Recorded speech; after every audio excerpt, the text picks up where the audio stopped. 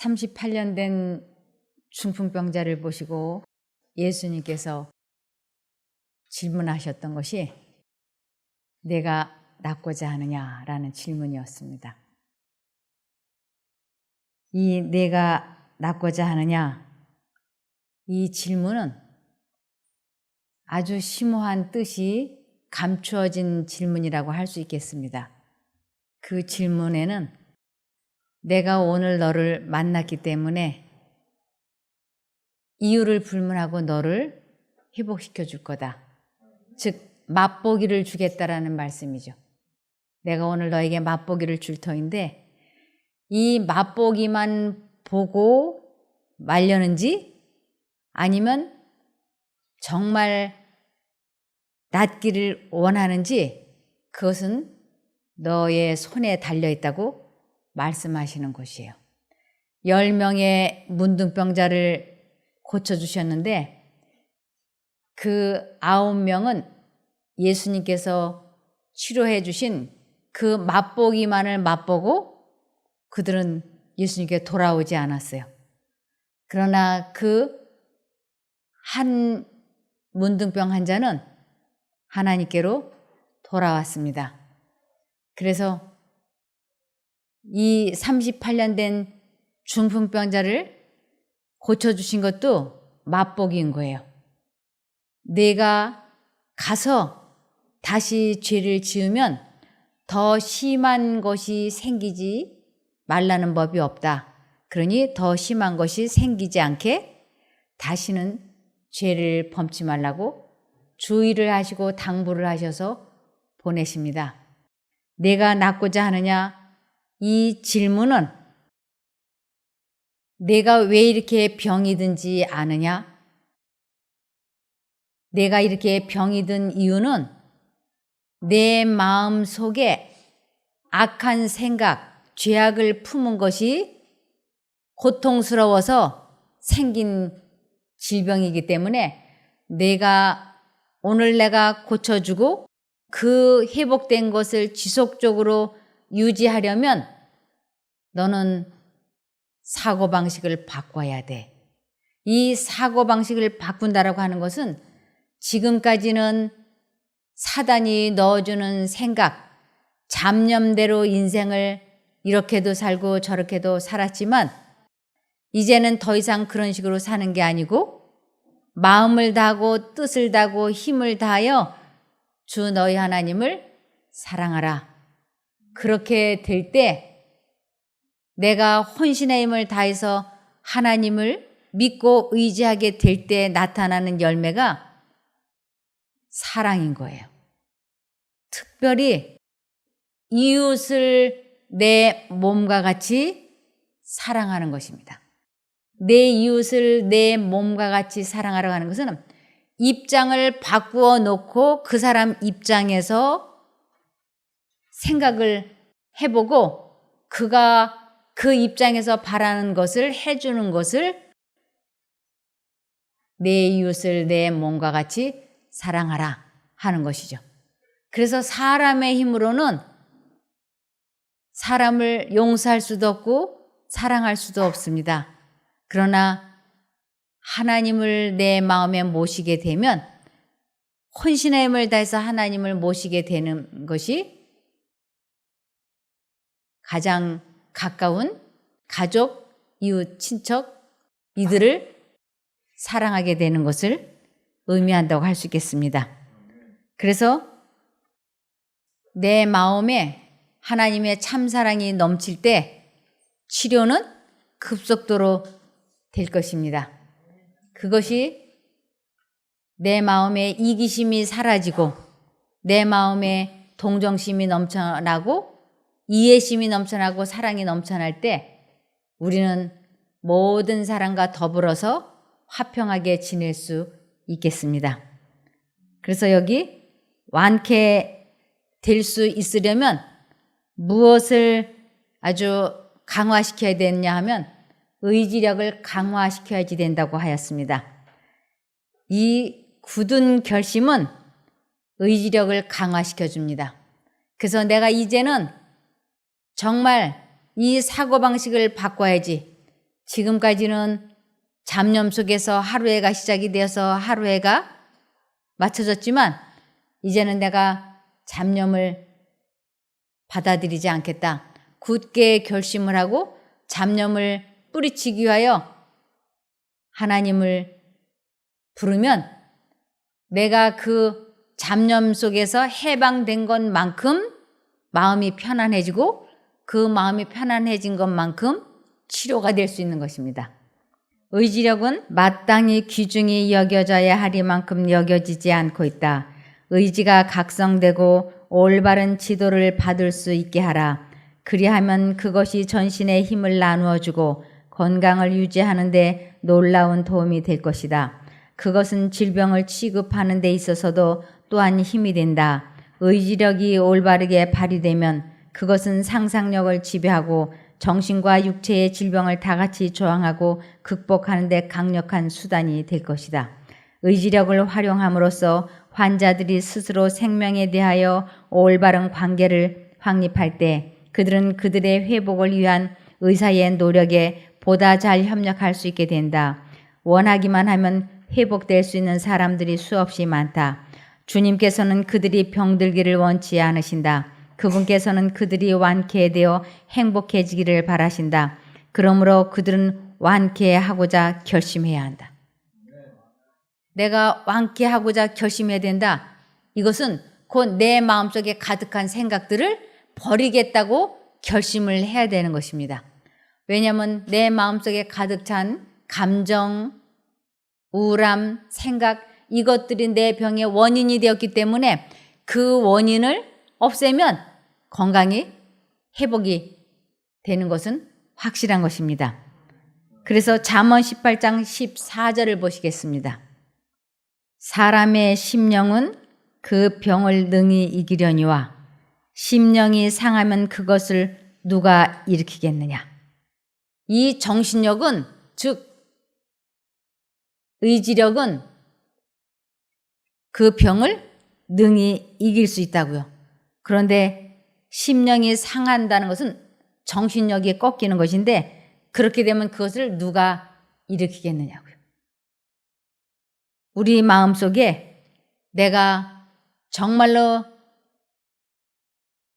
병이 회복되도록 노력해야 되겠다. 내가 완쾌해야 되겠다라고 굳게 결심을 하고 내 마음속에 잡념이 들어오지 않게 하기 위하여 아주 최선을 다해서 하나님을 부르면 하나님께서 약속하셨어요.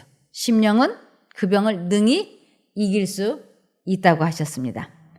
그래서 우리들은 매 순간마다 자기 자신과의 싸움에서 이기는 것, 자신의 생각을 통제시키는 것을 하나님을 아는 지식에서 자라난다라고 하는 것이에요. 내가 하나님 아는 지식에서 자라나기로 아주 확고부동하게 결심을 해야 됩니다. 그렇지 않으면 우리는 언제나 마음속에 복잡한 잡념이 가득해서 내가 잡념 속에 잠겨 있는지조차도 모르게 되는 것이에요. 그리스도는 이 세상에 살았던 사람 중에서 유일하게 죄 없는 분이셨다. 그러나 그는 거의 30년을 나사렛의 사악한 사람들 가운데서 사셨다.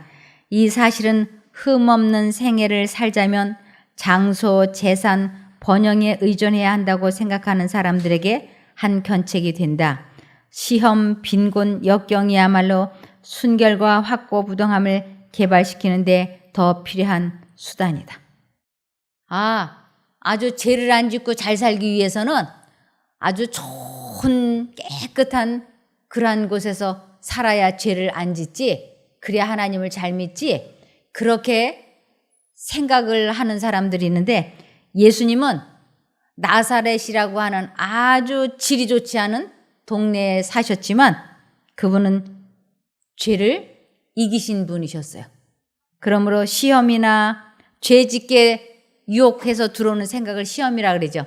시험이나 빈곤이나 역경이야말로 순결과 확고부동함을 개발시키는데 필요한 것이었다고요. 그래서 아, 내가 동네가 지저분해서 동네 사람들이 좋지 않아서 하나님을 못 믿었다라고 구실될 수 없다고 하는 걸 보여주시려고 예수님은 좋지 않은 무슨 나사렛에서 선한 것이 나겠느냐라고 말할 만큼 아주 악한 그러한 곳에서 예수님은 성장하셨습니다. 그러나 그분은 죄를 그곳에서 한 번도 지어보시지 않았습니다. 베드로후서 3장 18절을 보시면 오직 우리 주 곧 구주 예수 그리스도의 은혜와 저를 아는 지식에서 자라가라. 영광이 이제와 영원한 날까지 저에게 있을지어다. 그리스도의 은혜와 예수님을 아는 지식에서 자라나라고요.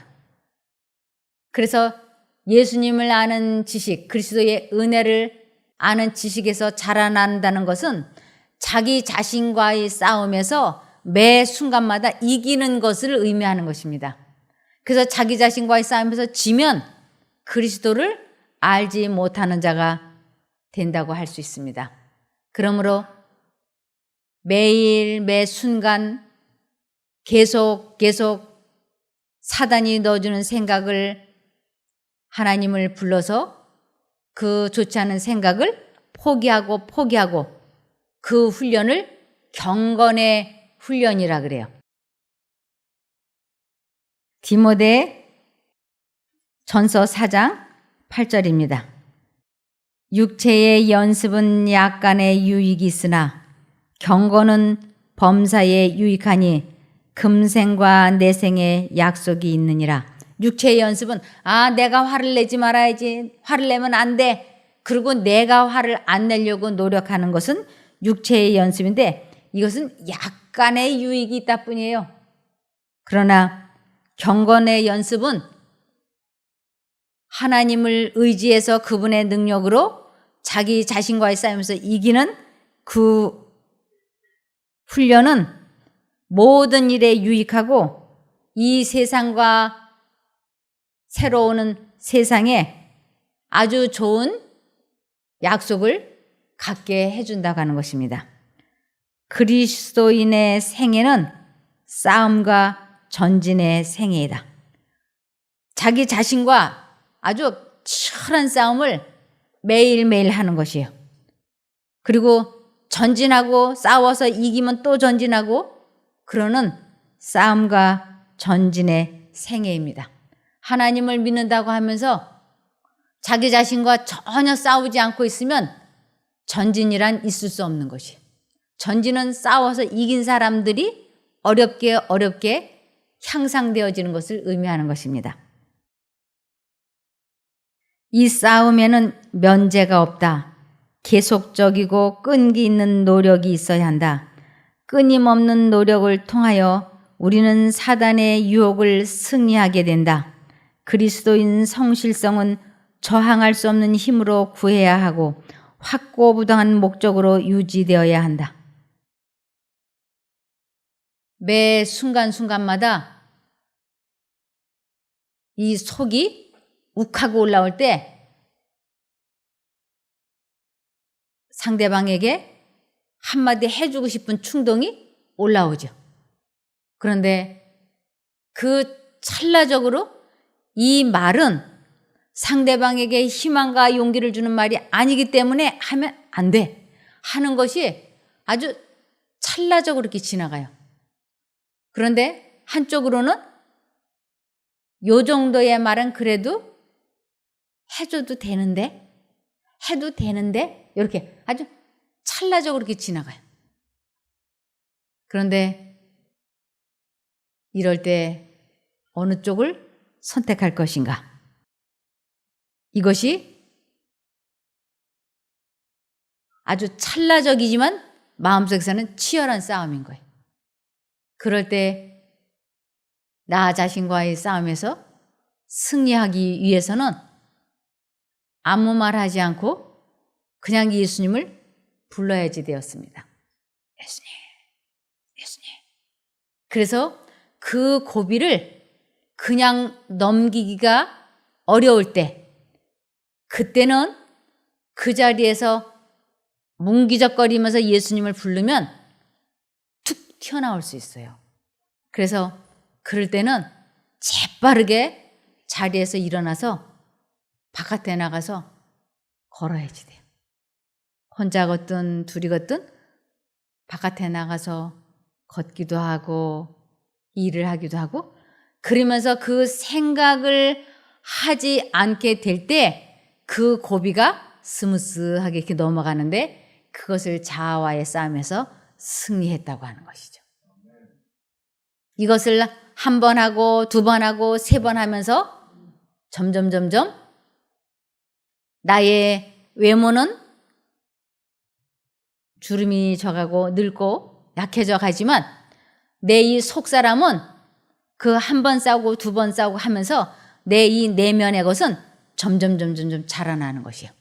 그래서 겉사람은 날로 후패해 가지만 속사람은 날로 성장하는 것이에요. 그래서 얼마만큼이나 자기 자신과의 싸움에서 승리하느냐, 이것이 그 사람의 내면의 가치가 결정되어진다고 할 수 있는 것입니다. 그래서 외모가 아주 아름답다 할지라도 그것은 천국에 가는데 아무 도움이 되지 않는 것이에요. 대한민국에서 제일 꽃미남이라고 해도 천국을 못 가면 그게 무슨 소용이 있어요? 그래서 이것을 잠언을 보시면 잠언 31장 30절, 고운 것도 거짓되고 아름다운 것도 헛되나 오직 여호와를 경외하는 남자는 칭찬을 받을 것이라. 그 손의 열매가 그에게로 돌아갈 것이요 그 행한 일을 인하여 성문에서 칭찬을 받으리라. 미남자도 소용이 없고 미녀도 소용이 없어요. 오직 뭐만 중요하냐? 여호와를 경외하는, 자기 감정 조절을 하고 자기 마음을 다스리는 잡념이 없는 상태가 되는 것이 가장 중요한 것이라고 하나님께서는 말씀하고 계십니다. 그래서 그리스도인 생애는 싸움과 전진의 생애이다. 이 싸움에는 면제가 없다. 계속적이고 끈기 있는 노력이 있어야 한다. 끊임없는 노력을 통하여 우리는 사단의 유혹을 승리하게 된다. 그리스도인 성실성은 저항할 수 없는 힘으로 구해야 하고 확고부당한 목적으로 유지되어야 한다. 이거 유지되어야 한다는 거. 우유부단한 것이 무서운 죄성이에요. 이 확고부동하지 않으면 사단과 싸워서 이길 수 없기 때문에 그렇습니다. 아주 내가 인생을 더 이상은 이런 식으로 안 살아야지. 이제 다시는 내가 화내나 봐라. 이제 다시는 화 안 낸다. 이렇게 확고부동하게 결단을 내리고 며칠이 지나서 남편이나 아내가 사단의 부추김을 받아가지고 어디 네가 화 안 내나 한번 보자. 그리고는 슬슬 이렇게 화를 나게끔 할 때 이 속에서 뜨거운 기운이 슬슬 올라오잖아요. 그럴 때 하나님의 음성은 위험해, 절대로 화를 내면 안 돼 하고 아주 순간적으로 샥 스치고 지나가요. 그런데 또 하나의 생각은 아니 그냥 넘어가면 나를 우습게 보잖아. 나를 뭘로 보는 거야? 짚고 넘어가야 돼. 이 두 생각이 샥샥 지나가잖아요. 그럴 때 하나님 하고 불러서 자기의 감정을 잘 다스리고 지나가면 뭐가 자라느냐면 참을성, 인내가 쑥쑥 자라는 것이에요. 그래서 인내는 연단은 소망을 이루는 줄 알미로라.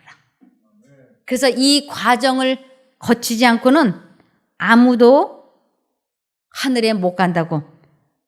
이 싸움에는 면제가 없다고 그랬잖아요. 이 사람은 이쁘니까 면제해주고 저 사람은 못생겼으니까 면제가 안 되고 이런 게 아니라고. 누구에게나 면제가 없다고요.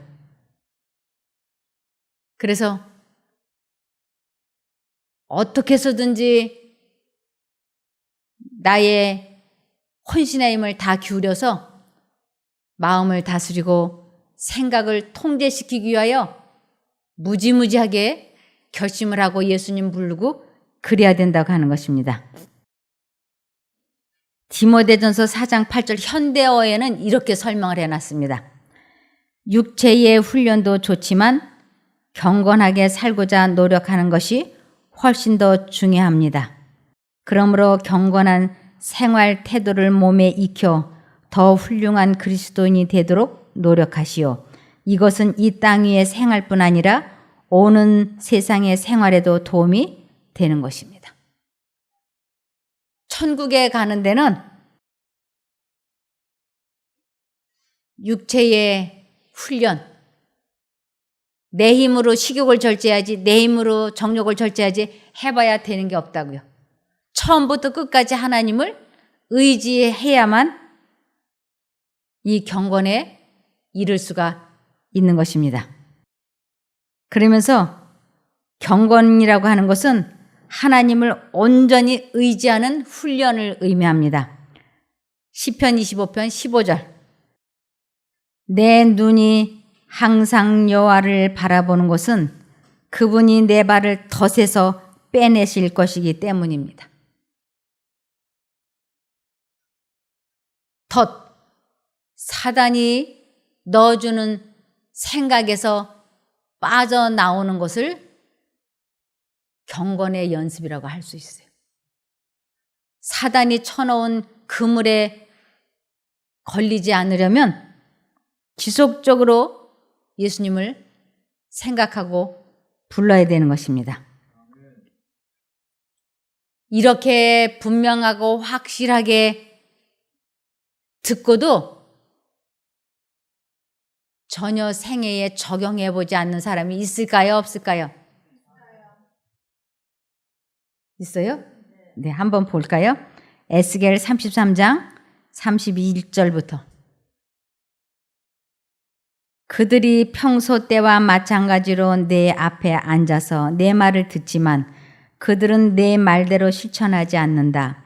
그들이 입으로는 사랑을 말하지만 그들의 마음은 살이 사욕을 채우는데 급급하다. 그들에게는 내가 고운 목소리로 사랑의 노래를 부르며 악기를 잘 다루는 사람으로밖에 보이지 않는다. 그래서 그들은 내 말을 듣고도 실천하지 않는 것이다.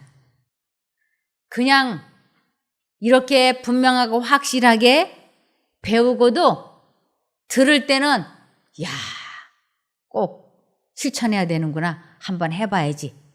그래 놓고는 저 현관문 나가기도 전에 까맣게 잊어버리고 핸드폰 꺼내서 타타닥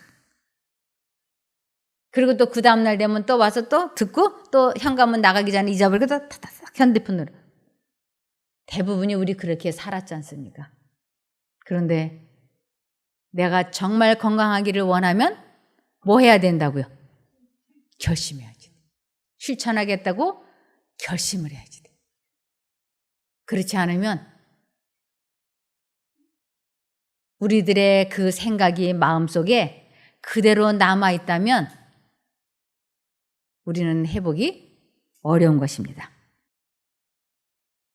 그리스도께서는 사람들이 자유롭게 되기를 원하신다.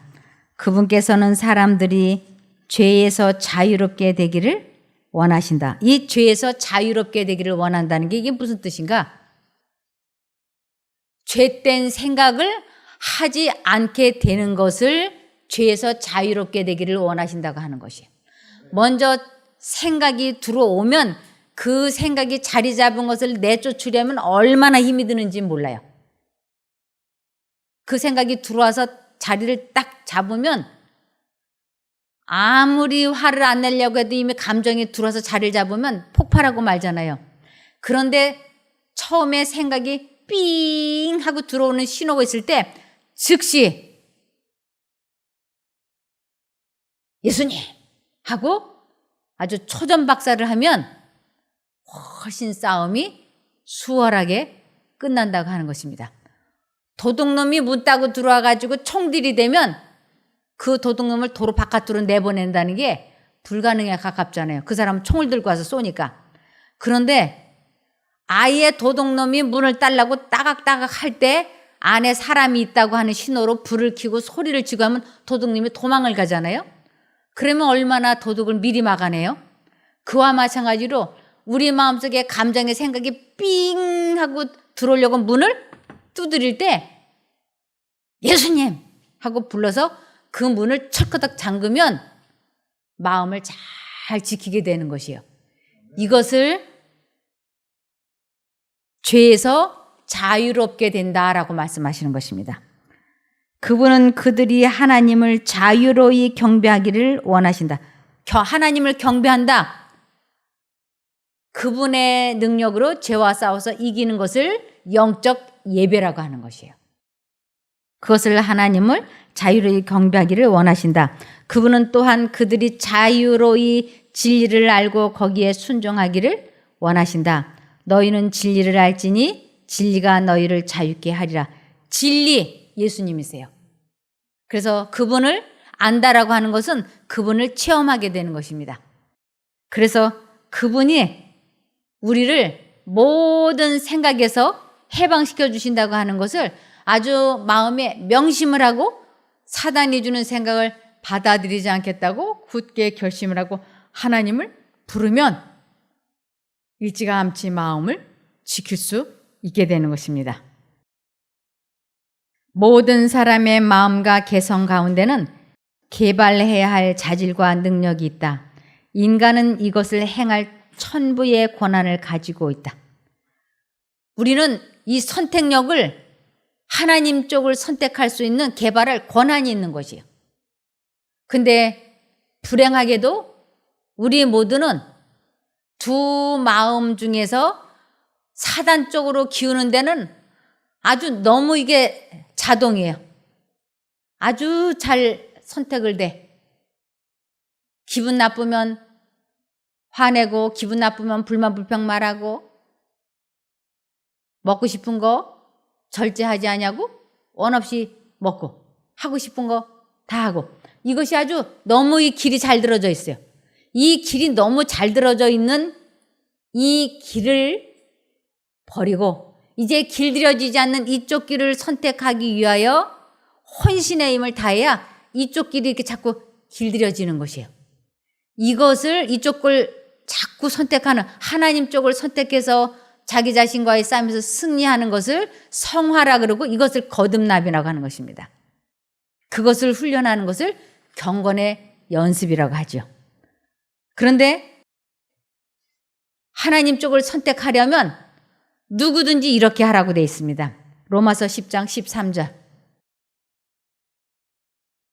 누구든지 주의 이름을 부르는 자는 구원을 얻으리라. 누구든지 뭐 하나님을 오래 믿었든지 안 믿었든지 예수님 부르면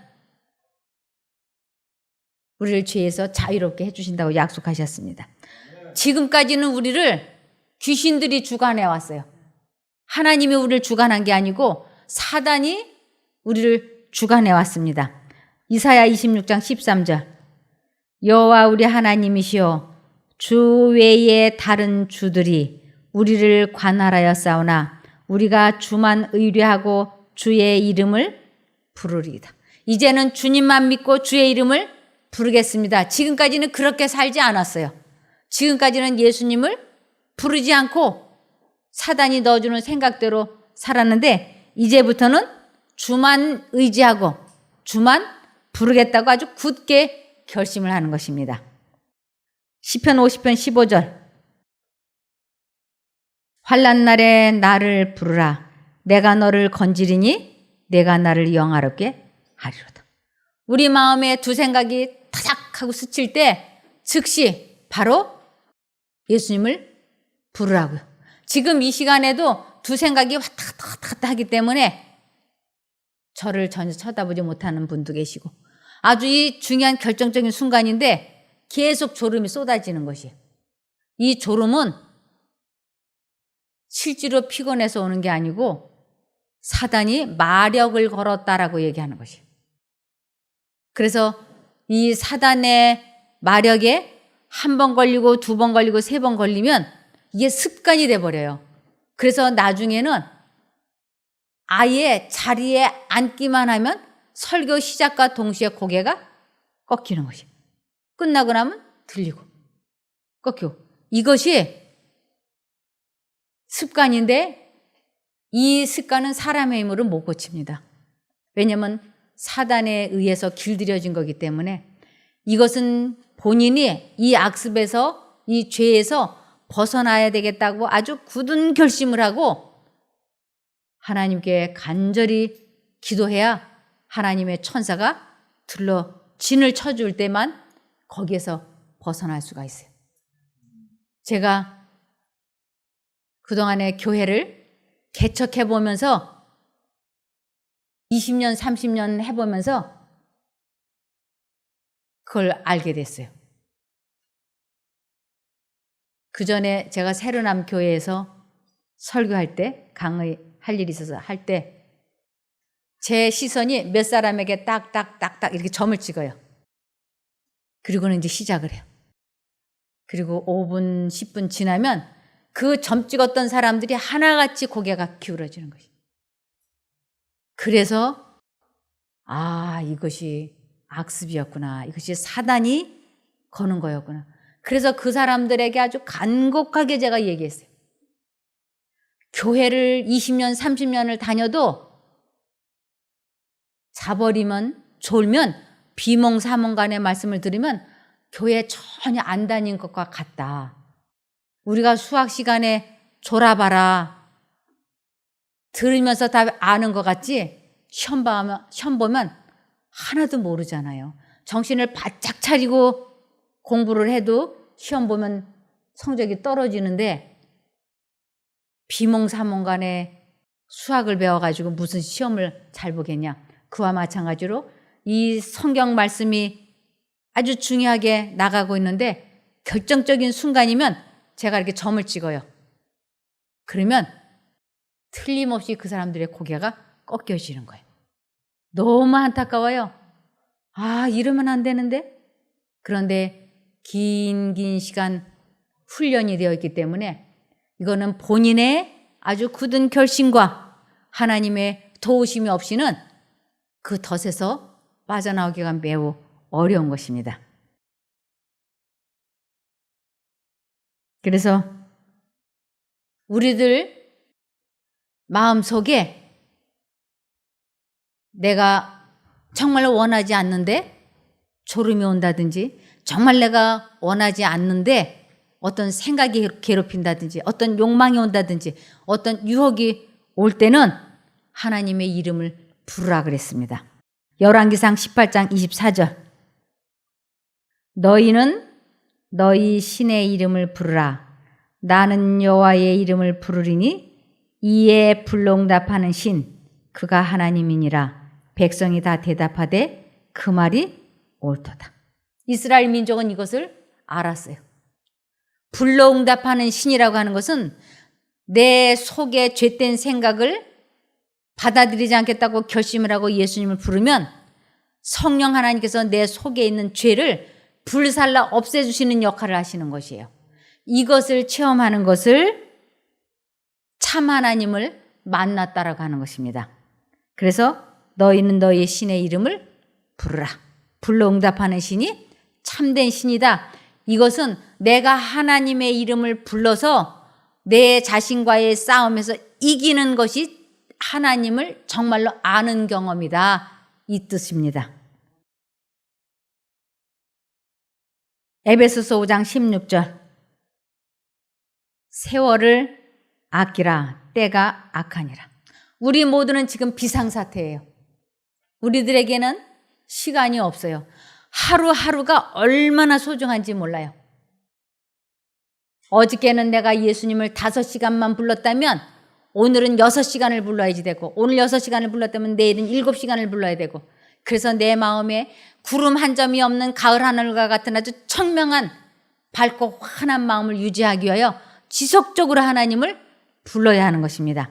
우리들에게는 시간이 없어요.